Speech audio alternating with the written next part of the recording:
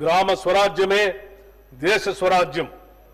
మహాత్మా గాంధీ గారు చెప్పినటువంటి ఈ మాటలు, ఈ స్ఫూర్తితో మా ప్రభుత్వం గ్రామీణ వికాసానికి శ్రీకారం చుట్టింది.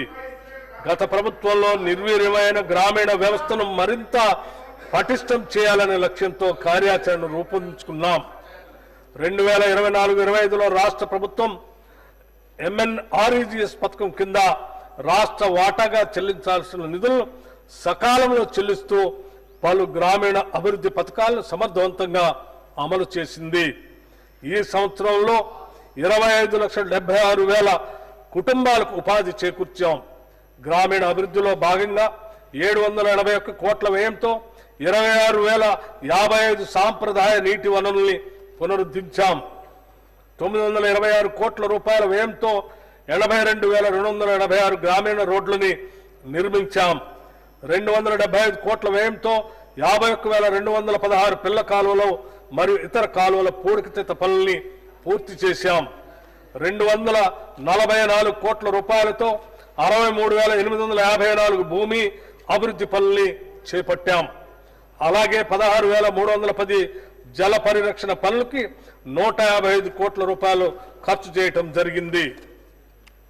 మన దేశ తొలి మహిళా ప్రధాని ఇందిరాగాంధీ, తొలి మహిళా రాష్ట్రపతి ప్రతిభా పాటిల్ మరియు లోక్సభ తొలి మహిళా స్పీకర్ మీరా కుమార్ వంటి మహిళలు ఎంతో సమర్థవంతంగా పనిచేసి వారి పదవులకే వన్నె తెచ్చారు. మన దేశంలోని ప్రతి మహిళకు కూడా అదే సమర్థత ఉందని మా నమ్మకం. భారతదేశ సుస్థిరతకు కుటుంబ వ్యవస్థే పునాది.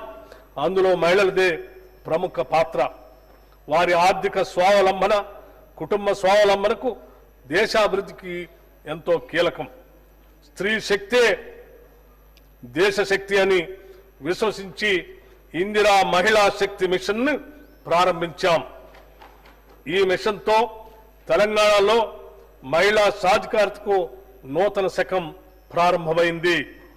ఈ పథకంలో 20,000 కోట్ల రూపాయల రుణాన్ని అందించాలనే లక్ష్యాన్ని పెట్టుకున్నాం.